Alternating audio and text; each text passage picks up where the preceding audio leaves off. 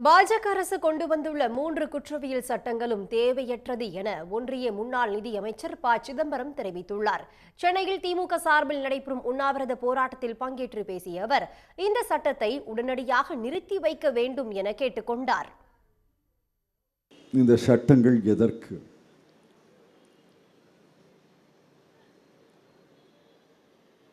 Indian penal கோட்ல நாங்கள் பிரிவாக ஒப்பிட்டு பார்த்து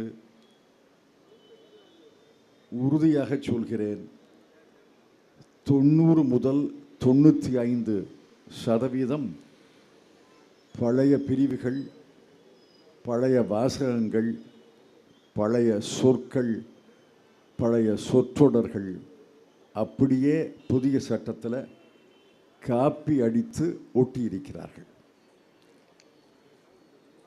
கிரிமினல் ப்ரொசீஜர் கோடை பொறுத்தவரையில் 95% காப்பி அடித்து ஒட்டியிருக்கிறார்கள். இந்தியன் எவிடன்ஸ் ஆக்டில் 99% காப்பி அடித்து ஒட்டியிருக்கிறார்கள். இதை நான் பல மாதங்களாக சொல்லி வருகிறேன். அரசு மறுக்கிறதை ஒழிய, அதுவும் மழுப்பலாக மறுக்கிறார்களே ஒழிய விவாதத்துக்கு தயாராக இல்லை. நியாயமாக ஒரு பட்டிமன்றம் நடத்தணும், அரசின் சார்பிலே வழக்கறிஞர்கள் வரணும், இந்தியா கூட்டணியின் சார்பிலே இந்த பக்கம் வழக்கறிஞர்கள் இருக்கணும்.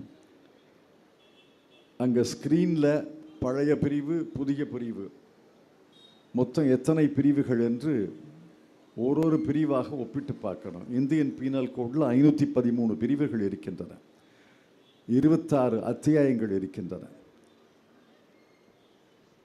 26 அத்தியாயங்களில் அவர்கள் செய்தது, அவர்களுடைய கூற்றுப்படி 24 பிரிவுகளை நீக்கியிருக்கிறார்கள், 22 பிரிவுகளை சேர்த்திருக்கிறார்கள்.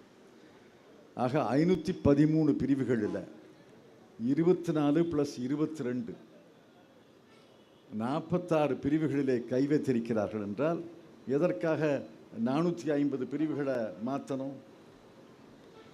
அதே மாதிரி கிரிமினல் ப்ரொசீஜர் கோடில் 95%, இந்தியன் எவிடன்ஸ் ஆக்டில் 99% அப்படியே காப்பி அடித்து ஊட்டியிருக்கிறார்.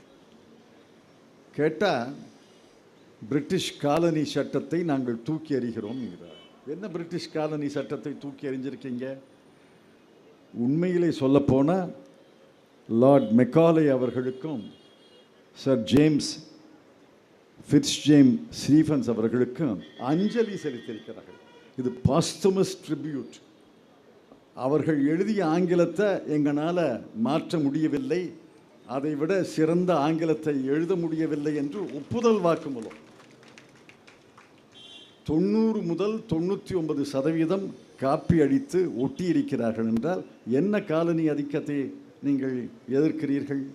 உங்களுடைய இயலாமையை, கையாளகத்தன தன்மையை, அவர்கள் எழுதியதை விட சிறந்த வாசகங்களை எங்களால் எழுத முடியவில்லை என்பதை ஒப்புதல் தந்திருக்கிறார்கள். ஆக இந்த சட்டத்தில் திருத்தங்கள் செய்யணும். நான் செய்ய வேண்டாம்னு சொல்லலை. இப்போ கிரிமினல் ப்ரொசீஜர் கோடை, பழைய கிரிமினல் ப்ரொசீஜர் கோடு 1903 நினைக்கிறேன், 1963 நம்ம மாற்றினோம். அந்த மாதிரி எழுதியிருந்தால் பரவாயில்ல. காப்பி அடித்து ஒட்டியதுக்கு எதற்காக சட்டம்? என்ன பண்ணியிருக்கணும்? நீங்கள் புதிதாக ஒரு பிரிவை சேர்க்க வேணும்னா அதை திருத்தமாக சேர்த்துருக்கலாம், அமெண்ட்மெண்ட். ஒரு பிரிவை நீக்க வேண்டும் என்றால் அதை டெலீட் பண்ணியிருக்கலாம். அவ்வளோதானே செஞ்சுருக்கணும். அதற்காக அனைத்து சட்டங்களிலேயும் அனைத்து பிரிவுகளையும் எதை மாற்றியிருக்கிறார்கள்? எண்களை மாற்றியிருக்கிறார்கள், செக்ஷன் நம்பரை மாற்றியிருக்கிறாங்க.